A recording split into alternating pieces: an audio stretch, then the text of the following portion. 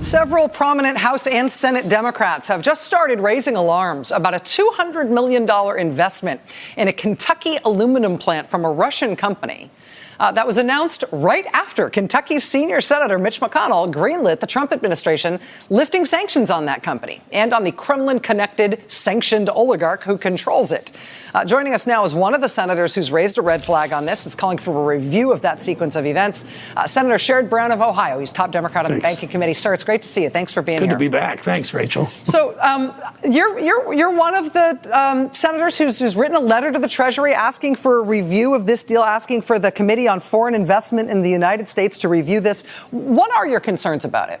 Well, yeah, whenever the Russians, particularly the Russians and Chinese, make major investments in this country, we strengthened a law a year ago, bipartisan, overwhelming vote, to make sure that we look at these investments and what it means to national security, what it means if they come in and buy steel or aluminum plants, and who knows what their ultimate plans are. Clearly, they're buying influence. Clearly, whether it's the Chinese buying rail cars or the New York bus system, or an investment like that. So we know it's potentially a national security issue. It's always a local jobs issue. We want this investigated because in the end, we know why these countries often come in. And this is more complicated because Deripaska, Oleg Deripaska, as you pointed out, was an oligarch that we sanctioned because of the elections, his closeness to Putin, all that. And he's had a significant interest in Rusal. That's why the House overwhelmingly did what you talked about.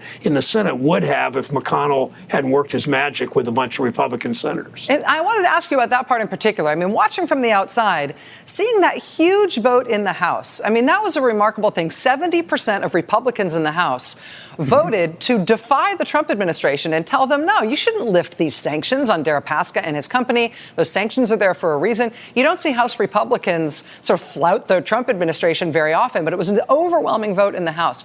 You're saying that in the Senate, the vote would have gone the same way, that there would have also been another rebuke of the administration in the Senate, which would have effectively stopped them from lifting those sanctions.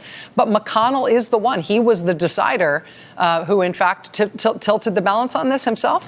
Well, I think in the House, I don't know for sure, but in the House, it looked like, because it was going to be such an overwhelming vote, more and more Republicans thought it looked good to vote that way. In the Senate, when Trump and McConnell are on the same side, and when Trump is protecting McConnell and McConnell is protecting Trump, which looks to be both ways here, most of the Republicans went with them. And I was the floor leader, if I recall, in this one, I think, because it came out, it was our committee and the Banking Committee, and we saw what happened in the House. We knew we were in trouble in the Senate because McConnell weighed in like this, and then other things began to happen. But whether it was our Deutsche Bank hearing today or whether it's Rusal investing in the U.S. and the U.S. lifting sanctions, the U.S. Treasury Department lifting sanctions, we know that the Russians and Trump and McConnell are quite a, I guess to use the Russian word, quite a troika, three-way,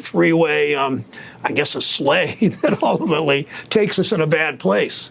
I want to ask you about that Deutsche Bank hearing, sir. If you wouldn't mind just sticking with us for one more segment, I wanted to ask you about that too. Senator Sherrod Brown of Ohio is our guest. We'll be right back. Stay with us.